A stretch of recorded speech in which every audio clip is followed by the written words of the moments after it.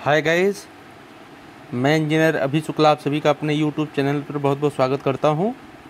आज मैं आपको बहुत ही इम्पोर्टेंट चैप्टर जो कि अलजेब्रा का क्लास 11th का है, श्रेणी, जिसमें आज मैं गुणोत्तर श्रेणी की बात करूंगा और उसके सारे कॉन्सेप्ट यहां पर आपको दिखाऊंगा और उससे रिलेटेड जो भी क्वेश्चंस और टाइप वाइज जो भी प्रश्न बनते हैं उसको भी मैं यहाँ पे आपके सामने प्रस्तुत करूँगा।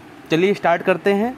सबसे पहले बात होती है कि हमारी जो गुणोत्तर श्रेणी होती है ये क्या होती है। तो जैसे मैं कुछ श्रेणी लिखता हूँ, कुछ अनुक्रम ऐसे लिखता हूँ जिस पर आप विचार करिएगा। जैसे मैं लिख रहा हूँ 2, 4, 8, 16, 32, 64, ऐसे ही बढ़ता जाए। अब इस अनुक्रम में आप विचार करिए कि इसमें हो क्या रहा है। यहाँ पर देखें, अगर हम यहाँ बात करें फर्स्ट टर्म की, तो यहाँ जो हमारा पहला पद है वो है 2, दूसरा है 4, तीसरा पद है 8, चौथा है 16, पाँचवा है 32 और छठवां है 64। तो यहाँ पर 2 का डबल कर रहे हैं तो क्या हो रहा है, 4 हो रहा है। फिर 4 का डबल कर रहे हैं तो क्या हो रहा है, 8, 8 का दूना कर रहे हैं तो 16, 16 का दूना कर रहे हैं तो 32 और 32 का दूना कर रहे हैं तो 64। यानी अगर इस अनुक्रम को देखा जाए तो ये अनुक्रम ऐसा है कि जिसका अगर मैं दूसरा पद देखूं तो वो अपने पहले पद में एक निश्चित संख्या 2 से गुणा करने पर प्राप्त हो रहा है। इसी प्रकार अगर मैं यहाँ 8 को देखूं तो ये भी अपने पहले वाले जो संख्या है, पहले वाले पद की संख्या में 2 से गुणा करने पर प्राप्त हो रहा है। इसी प्रकार 16 भी अपने पहले 8 में 2 से गुणा करने पर प्राप्त हो रहा है।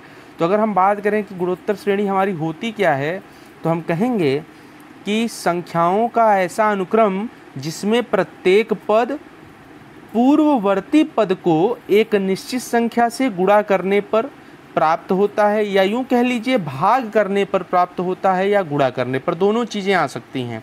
और ये जो एक निश्चित संख्या होती है यह एक अचर संख्या होती है।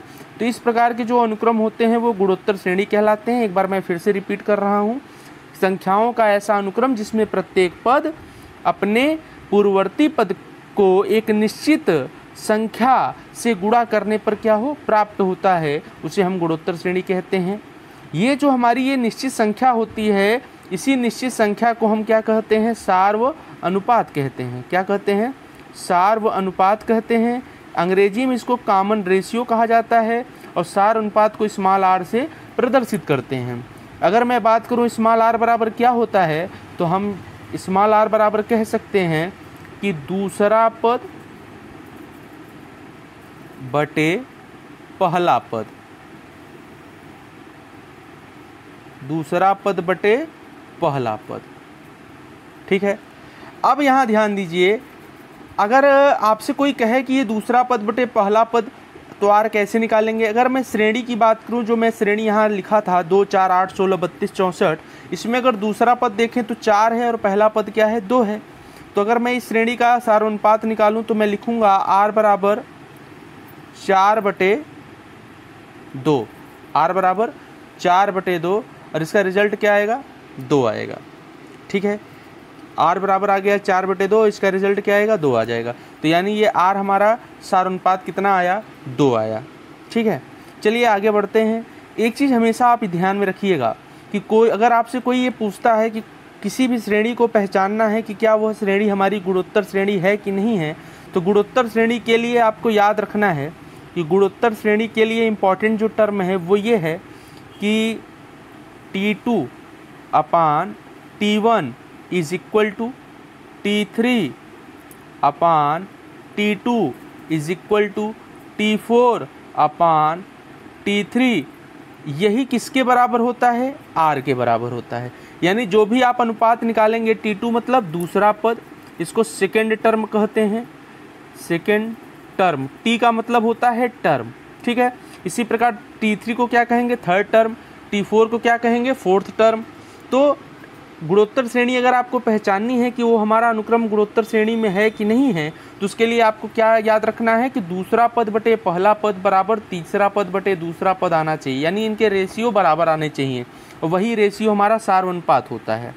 ठीक है, चलिए एक मैं अनुक्रम लिखता हूँ। अगर आपसे कभी कह दे कि कोई एक गुणोत्तर श्रेणी लिखिए, तो गुणोत्तर श्रेणी कैसे लिखी जाती है? यदि गुणोत्तर श्रेणी का पहला जो पद हो, पहला पद वो हमारा हो ए, ठीक है, और अगर सार्वनुपात क्या हो, स्मॉल आर हो, सार्वनुपात क्या हो, स्मॉल आर हो, तब हम गुणोत्तर श्रेणी लिखेंगे ऐसे, हमेशा आप ध्यान में रखिएगा। पहले लिखेंगे पहले पद को, इसमें आर से गुणा करेंगे तो दूसरा पद आ जाएगा ए आर, फिर ए आर में आर से गुणा कर देंगे तो ए आर स्क्वायर आ जाएगा। फिर अगले टर्म को पाने के लिए हम फिर से ए आर स्क्वायर में सार्वनुपात से गुणा कर देंगे तो ए आर क्यूब आ जाएगा। फिर अगला क्या आ जाएगा, ए आर पे पावर 4 आ जाएगा। ऐसे ही आगे बढ़ता जाएगा। यानी आपको अगर फर्स्ट टर्म पता हो, पहला पद और सार्वनुपात, तो आप बड़े आराम से श्रेणी को लिख सकते हैं। कैसे लिखेंगे? पहले पद को लिखेंगे, फिर कामा लगा के पहले पद में आर से गुणा करेंगे तो दूसरा पद आ जाएगा, फिर जो दूसरा पद है उसमें फिर से आर का गुणा करेंगे तो तीसरा पद आ जाएगा। ऐसे ही आर का मल्टीप्लाई करते जाएंगे प्रत्येक पद में तो एक एक पद बढ़ता जाएगा। ये आप आसानी से लिख सकते हैं। चलिए आगे देखते हैं। आगे आती है यहाँ पर कि गुणोत्तर श्रेणी का व्यापक पद क्या होता है। ध्यान दीजिए, अब आप यहाँ देखिएगा, मैंने लिखा गुणोत्तर श्रेणी। अच्छा, ये जो मैं दूसरे लिख रहा हूँ इसको संक्षेप में लिखा जाता है। जैसे अगर अंग्रेजी में बात करें तो जीपी बोलते हैं, अंग्रेजी में क्या बोलते हैं? जीपी। ये आप हमेशा याद रखिएगा, ठीक है। जीपी संक्षेप में कहा जाता है गुणोत्तर श्रेणी को। गुणोत्तर श्रेणी का व्यापक पद, ध्यान दीजिए, कोई भी श्रेणी अगर है, कोई भी श्रेणी है अगर उसका अगर आपको व्यापक पद लिखना है तो उसका व्यापक पद हमेशा याद रखिएगा यनवा पद होता है। कौन सा पद होता है? यनवा पद होता है। तो यदि किसी भी समांतर श्रेणी का अगर पहला पद ए हो, यदि पहला पद क्या हो? ए हो, सार्वनुपात क्या हो? सार्वनुपात आर हो, और पदों की संख्या यन हो, पदों की नंबर ऑफ टर्म्स कितने हो? यन हो, संख्या यन हो, तो गुणोत्तर श्रेणी का व्यापक पद यनवा पद होता है। तब गुणोत्तर श्रेणी का व्यापक पद यानी जनरल टर्म, व्यापक पद यनवा पद, यनवा पद को टीएन से डिनोट करते हैं। तो यनवा पद बराबर फार्मूला होता है ए इंटू आर पे power n minus 1, A into R पे पावर n माइनस 1। यही आप देखिए, यही आपका क्या है? गुणोत्तर श्रेणी का व्यापक पद है, यनवा पद, ए इंटू आर पे पावर n माइनस 1। यही जो टीएन है, अगर यनवे पद की बात करें तो यही टीएन गुणोत्तर श्रेणी का क्या होता है? अंतिम पद भी होता है। अगर अंतिम पद यनवा पद होगा और वो अंतिम पद अगर लास्ट टर्म यल हो तो इसको आप ऐसे भी दिखा सकते हैं, या यल बराबर भी आप दिखा सकते हैं, ए इंटू आर पे पावर n माइनस 1, ठीक है। चलिए आगे बढ़ते हैं हम क्वेश्चंस की ओर। सिंपल, जो कि बहुत ही बेसिक क्वेश्चन लेंगे और उसके अकॉर्डिंग हम आगे बढ़ते चले जाएंगे। चलिए एक प्रश्न उठाते हैं, कोई एक सिंपल सा क्वेश्चन ले लेते हैं, बना लेते हैं उस क्वेश्चन को। जैसे अगर आपसे कह दे, फॉर एग्ज़ाम्पल, अगर सपोज करिए आपसे क्वेश्चन कह दे कि एक हमारी श्रेणी है, एक श्रेणी है 1, 4, 16, 64, ये हमारी श्रेणी है। इसका आपसे पूछ ले 9वां पद, कौन सा पद? 9वां पद ज्ञात करना है। चलिए ये टाइप 1 से भी आप इसको समझिएगा कि ये गुणोत्तर श्रेणी का टाइप 1 का क्वेश्चन है। अब इसको सॉल्व कैसे करेंगे? 1, 4, 16, 64 डॉट डॉट करके एक श्रेणी है, उसका हमें चाहिए 9वां पद। तो ध्यान दीजिए, इसको हल करेंगे। अगर हम यहाँ देखें, यहाँ पर हमारा पहला टर्म, फर्स्ट टर्म क्या है? यहाँ पहले पद को ए से डिनोट करते हैं तो ए बराबर है 1। और अब हम निकालेंगे स्मॉल आर की वैल्यू। तो स्मॉल आर बराबर क्या मैंने बताया था? T2/T1, याद रखिए, दूसरा पद बटे पहला पद। T2 अगर देखा जाए तो यहाँ पर दूसरा पद है 4 और पहला पद है 1, तो ये आ जाएगा 4/1, यानी r की वैल्यू आ गई 4। r कितना आ गया हमारा? 4 आ गया। अब हमसे पूछा है क्वेश्चन में 9वां पद, यानी हमें निकालना क्या है? T9। 9वें पद को डिनोट करेंगे T9, और T9 बराबर कह रहा है निकालिए, तो ये क्वेश्चन मार्क हो गया। अब हम चलेंगे अपने Tn के फार्मूले से गुणोत्तर श्रेणी के लिए, तो हम लिखेंगे चूंकि Tn is equal to a into R पे पावर n-1, तो इस फार्मूले को अगर T9 पर सेट करें तो Tn की जगह 9 रखें तो T9 बराबर आएगा a इंटू आर पे पावर 9-1, यानी हमारा फार्मूला T9 का क्या बना? हमारा फार्मूला बन गया T9 is equal to a into R पे पावर 8। ठीक है, अब यहाँ हम a और r की वैल्यू रख देंगे। जब a और r की वैल्यू रखेंगे तो a की वैल्यू हमारी कितनी थी? 1, और r बराबर आया था 4, तो 4 पे पावर 8, और इसको हम फाइनली कैलकुलेट कर लेंगे 4 पे पावर 8 को, तो वो हमारा क्या आ जाएगा? आंसर आ गया। ठीक है, और 4 पे पावर 8 को आपको कैलकुलेट करने पर अगर आप देखें तो 4 चौक 16 चौका 64, और 64 चौका फिर निकालेंगे आप, उसके बाद ऐसे करते चले जाएंगे, यानी 4 का 8 टाइम मल्टीप्लाई करना है आपको। ठीक है, तो वो आपका क्या आ जाएगा? राइट आंसर आ जाएगा। इसी प्रकार अगर हम एक और क्वेश्चन ले लें, एक क्वेश्चन और ले लेते हैं। फॉर एग्जांपल है, जैसे एक सेकंड क्वेश्चन है, मान लीजिए क्वेश्चन कुछ ऐसा आ जाए 3 का स्क्वायर 3 का क्यूब 3 पे पावर 4 डॉट का, मान लीजिए अगर आपसे ये कह दे 8वां पद निकालिए, क्या कह दे? 8वां पद ज्ञात करने को कह दे। अब यहाँ आप घबराइएगा नहीं, सवाल को पहले ध्यान से देखिए। सवाल को आप ध्यान से यहाँ पर देखें तो सवाल आपको यहाँ पर कह रहा है 3 का स्क्वायर 3 का क्यूब 3 पे पावर 4, यानी ये मल्टीपल में चल रहा है। 3 त्रिक का 9, फिर 9 त्रिक 27, फिर 27 त्रिक 81, यानी ये श्रेणी ऐसे बनेगी। अब आप देखेंगे तो ये श्रेणी कुल मिलाकर ऐसे है। 3 था, 3 का स्क्वायर आगे कह रहा है तो यानी 3 त्रिक का 9 हो जाएगा, उसके आगे कह रहा है तो यानी 3 त्रिक का 9 त्रिक 27 हो जाएगा, फिर उसके आगे 3 पे पावर 4 का मतलब क्या ऐसे आगे बढ़ेगा। तो अगर अब हम यहाँ देखें, यहाँ पर अगर हम ध्यान दें तो यहाँ a बराबर कितना है? यहाँ a बराबर है 3, और r निकालें तो दूसरा पद बटे पहला पद T2/T1 करें तो ये 3 आ जाएगा कटने पर। ठीक है, और यहाँ आपसे 8वां पद पूछा है तो T8 बराबर क्वेश्चन मार्क है, और Tn के सूत्र से अगर T8 बनाएं तो क्या बन जाएगा? T8 बराबर आ जाएगा a इंटू आर पे पावर 8-1, तो यानी ये T8 का फार्मूला बनेगा a इंटू आर पे पावर 7 का। अब a की वैल्यू अगर यहाँ पर रखें तो a बराबर हमारा कितना था? 3 था, और r की वैल्यू भी कितनी है? 3 पे पावर 7। अब देखो यहाँ बेस समान है तो घातें जुड़ जाती हैं, तो हमारा ओवरऑल आंसर क्या आया? T8 बराबर, इसलिए T8 बराबर आ गया 3 पे पावर 8। आप इसको कैलकुलेट कर लेंगे 3 पे पावर 8, चाहे इतने में भी उत्तर दिखा देंगे तो भी आपका क्या आ गया? आंसर आ गया। तो ये क्वेश्चन था टाइप 1 का। आइए अब हम बढ़ते हैं टाइप 2 की ओर। टाइप 2 भी आसान है। टाइप 2 में अगर ध्यान देंगे तो वो भी वहाँ पर, अभी यहाँ पर मैं पद निकाल रहा था, वहाँ पर अब आपसे पूछेगा जैसे कि कौन सा पद दिया गया है, जैसे कोई श्रेणी है तो उसका कोई एक पद दे देगा, पूछेगा ये पद कौन सा पद है। जैसे फॉर एग्जांपल हम बनाते हैं क्वेश्चन, जैसे टाइप 2 में ध्यान दीजिए, टाइप 2 जिसमें आपको n का मान निकालना है। किसका मान निकालना है? n का मान ज्ञात करें। अब ये क्वेश्चन कैसा होगा? क्वेश्चन हमारा कुछ ऐसा होगा कि श्रेणी, मान लीजिए एक क्वेश्चन मैं ले लेता हूँ, श्रेणी 16 बना लेते हैं, 16, 8, 4, 2, डॉट का कौन सा पद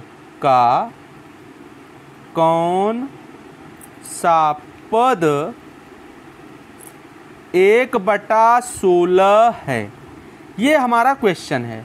ठीक है, कौन सा पद 1/16 है? तो जब भी ऐसा प्रश्न आए कि दिए गए श्रेणी में कौन सा पद 1/16 है, n का मान आपको निकालना है और पद का निकालना है, तो ऐसे सवाल में आप पहले मान लीजिए कि हमने माना कि श्रेणी का n वां पद जो है, माना श्रेणी का n वां पद, श्रेणी का n वां पद 1/16 है।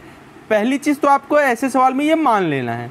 अब आगे ध्यान दीजिए, अगर मैं ये श्रेणी में देखूं क्वेश्चन में, तो यहाँ पर फर्स्ट टर्म है 16 और सेकंड है 8। तो अब हम यहाँ पे अब आ जाएंगे अपने प्रोसीजर में। अच्छा, n वां पद माने हैं, तब यानी ये जो हमारा 1/16 है ये tn हो जाएगा। n वां पद को tn से डिनोट करते हैं। अब देखिए, अब हम लिखेंगे, अब आगे कैसे हल करेंगे, लिखेंगे तब यहाँ a बराबर था 16 और r बराबर हो जाएगा T2/T1। ये याद रखना, T2 है 8 और T1 है 16। तो ये 8 1 8, 8 दूनी 16, तो ये आ जाएगा 1/2।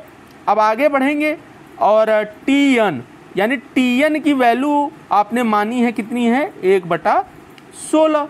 अब चल रहे हैं n का मान निकालने। तो अब देखिए, अब हम फार्मूला अप्लाई करेंगे। चूँकि Tn बराबर होता है a × r पे पावर n-1। अब Tn आपने माना था, तो Tn की वैल्यू आप रख देंगे 1/16 और a की वैल्यू आप क्या रख देंगे, a की वैल्यू आप रख देंगे 16 है और r की वैल्यू लाए थे, देख लें r की वैल्यू क्या लाए थे, 1/2 लाए थे। तो ये आ जाएगा 16 × 1/2 पे पावर n-1। अब आपको यहाँ इसको सॉल्व करना है। अब आप इसको सॉल्व कैसे करेंगे उसको ध्यान दीजिए, उसको फोकस मिलाइए। इसको सॉल्व करना है, तो ये सॉल्व करने के लिए अब हम इसको ऐसे हल करेंगे। ध्यान दीजिए कैसे।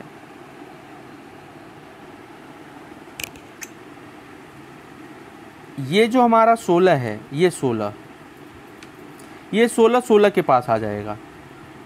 तो ये क्या बना देगा, ध्यान से देखिए, 1/16 गुणते 16, 1/16 गुणते 16 और यहाँ पर बचा 1/2 पे पावर n-1। अब ऐसे सवाल में एक चीज़ आपको ध्यान देनी है, वो ध्यान ये देनी है, जो r की वैल्यू आती है, ध्यान से समझिएगा, जो r की वैल्यू आती है, r की वैल्यू आती है, जो इस साइड हमारी वैल्यू रहेगी यानी लेफ्ट हैंड साइड, उस वैल्यू को भी r की वैल्यू के जैसे के मल्टीपल में ले आना है, उसी के जैसे में ले आना है पावर में। तो इसका मतलब ये है कि 1/16 × 16 का मतलब यह है कि 16 कैसे आता है, 2 × 2 × 2 के टर्म में आता है। तो इसको हम ऐसे कर सकते हैं, कैसे कर सकते हैं, ध्यान दीजिए। 1/16 को हम क्या लिख सकते हैं, 2 दूनी 4 दूनी 8 दूनी 16 यानी 2 पे पावर कितना, 4। और इस 16 को भी लिख सकते हैं 2 पे पावर 4। अब ये बराबर हो जाएगा 1/2 पे पावर n-1। समझते चलिएगा। अब ये देखिए, ये बन गया 1/2 पे पावर 4 है, 2 पे पावर 4, ये बेस समान है तो घातें जुड़ेंगी। तो ये हमारा बन जाएगा 1/2 पे पावर कितना, 8 और ये बराबर हो जाएगा 1/2 पे पावर n-1। अब ध्यान दीजिए, इसको अब हम ऐसे भी तो लिख सकते हैं, इसको लिखेंगे 1/2 पे पावर 8। चूँकि आपको पता है 1 के पावर कोई संख्या 1 ही होता है, तो इसको साथ में ले लेंगे और बराबर लिख देंगे 1/2 पे पावर n-1। अब घातांक के नियम से, घातांक का नियम कहता है, ये भी आप याद रखिएगा, यदि p पे पावर x बराबर p पे पावर y हो तो x बराबर y होता है, ये घातांक का नियम कहता है। तो यहाँ अगर देखें 1/2 पे पावर 8 है बराबर 1/2 पे पावर n-1 है, बेस यहाँ पर बराबर है, ये चीज़ बराबर है तो घात भी आपस में बराबर हो जाएगा। तो यानी रिजल्ट क्या आएगा, रिजल्ट आ जाएगा 8 बराबर n-1। अब n को इधर ट्रांसफ़र कर देंगे तो ये हमारा n बराबर क्या आ जाएगा, 8 और 1 9। ये हमारा राइट आंसर आ जाएगा। यानी जो क्वेश्चन था हमारा, जो ये क्वेश्चन था हमारा, ध्यान दीजिएगा, इस क्वेश्चन में कहा था कि 16, 8, 4, 2, डॉट डॉट का कौन सा पद 1/16 है। तो यहाँ आपने n की वैल्यू, यहाँ n की वैल्यू आपने निकाली। तो अब आप कहेंगे इस क्वेश्चन में आपकी श्रेणी का 9वां पद 1/16 है। चूँकि हमने n का मान कितना निकाला है, देखिए यहाँ पर n का मान कितना निकाला है, n का मान निकाला है 9। तो आंसर कैसे लिख देंगे, लिखेंगे अतः श्रेणी का कौन सा पद, 9वां पद 1/16 है। तो देखिए ये टाइप 2 का क्वेश्चन था। अब जितने भी क्वेश्चन टाइप 2 से बनेंगे जो अभी मैंने बताया, आप उसको बड़े ही आराम से लगा सकते हैं। जैसे अगर मैं एक क्वेश्चन और ले लेता हूं जिससे आपका इस पर पूरा अगर कोई भी डाउट हो तो वो क्लियर हो जाए और पकड़ आपकी मजबूत हो जाए। चलिए देखिएगा, क्वेश्चन है कि श्रेणी बनाना पड़ेगा। जैसे बना लेता हूं मैं, एक श्रेणी बनाते हैं, जैसे रिवर्स में चलें तो -1 ले लेते हैं 27 कामा 1/9 कामा -1/3 कामा डॉट डॉट का कौन सा पद यहाँ पर पूछ ले 729 है। अब ये देखिए क्वेश्चन, कौन सा पद 729 है, श्रेणी आप देख लीजिए। फर्स्ट टर्म है -1/27, सेकेंड टर्म है 1/9 और आपसे कह क्या रहा है कि कौन सा पद है 729। अब इसको सॉल्व करना है। चलिए देखते हैं, इसको भी सॉल्व करते हैं। तो इसको सॉल्व करने के लिए सेम प्रोसीजर लेंगे। अभी मैंने कहा था मानने की प्रक्रिया, तो अब आप मानना तो जान ही गए होंगे कि मानते कैसे हैं। तो मानने के लिए वही Tn की वैल्यू मान लेते हैं कि माना nवां पद 729 होगा। तब इसको सॉल्व करने के लिए मैं डायरेक्ट यहाँ लिख देता हूँ।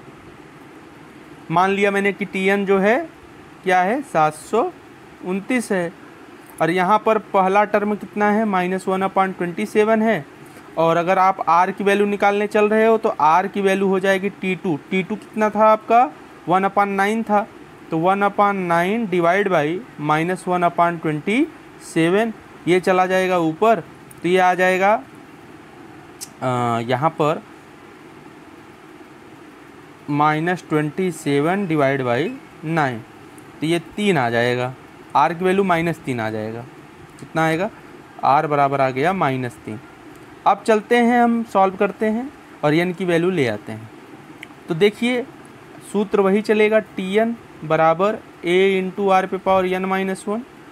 अब Tn की वैल्यू हम रख देंगे, कितना था 729 था। a की वैल्यू हम कितना रखेंगे -1/27 और यहाँ पर r की वैल्यू कितनी थी -3 पे पावर n-1। अब ध्यान दीजिए, अब इसको सॉल्व आउट करना है। तो हमने अभी पिछले सवाल में आपको बताया था कि जो r की वैल्यू आती है, जो LHS में सारी वैल्यूज़ बचेगी, वो जब कंपेयर करना रहेगा घातांक के नियम से, तो वो भी किसके मल्टीपल में आपको पावर बनानी है, जो r की वैल्यू आपको मिल जाती है। देखिए कैसे बनाते हैं, ध्यान दीजिएगा। अब ये हो जाएगा -1/27 का मल्टीप्लाई करेंगे तो कितना आएगा 729 इंटू -27 और ये बराबर था -3 पे पावर n-1। अब इसका गुणनखंड करते हैं। 729 का करेंगे तो ये कितना आएगा, ये 3 से कटता है 729, तो ये हो जाएगा 3 त्रिका 9 त्रिक 27 त्रिक, यहाँ निकाल लेते हैं। जैसे अगर आप नहीं निकाल पा रहे हैं तो ऐसे आप कर लीजिए। 3 दूनी 6, 3 चौक 12, 3 त्रिका 9, फिर 3 अठे 24, 3 एक्का 3 और फिर आगे देखेंगे तो 3 से फिर जाएगा तो ये 27 त्रिक 81, फिर 3 से जाएगा तो ये 9, फिर 3 से जाएगा तो ये 3 और फिर ये आगे बढ़ेगा तो ये आ जाएगा 3, यहाँ पर 1। तो इसका मतलब है कि आपको देखो कितने 3 मिले, 1 2 3 4 5 6, यानी 3 3 36 पे पावर 6 होता है। तो अब आप इसको ऐसे लिख सकते हैं, -729 था तो आप लिख सकते हैं 3 पे पावर 6 और -27 है तो आप इसको ऐसे लिख सकते हैं, माइनस है 3 का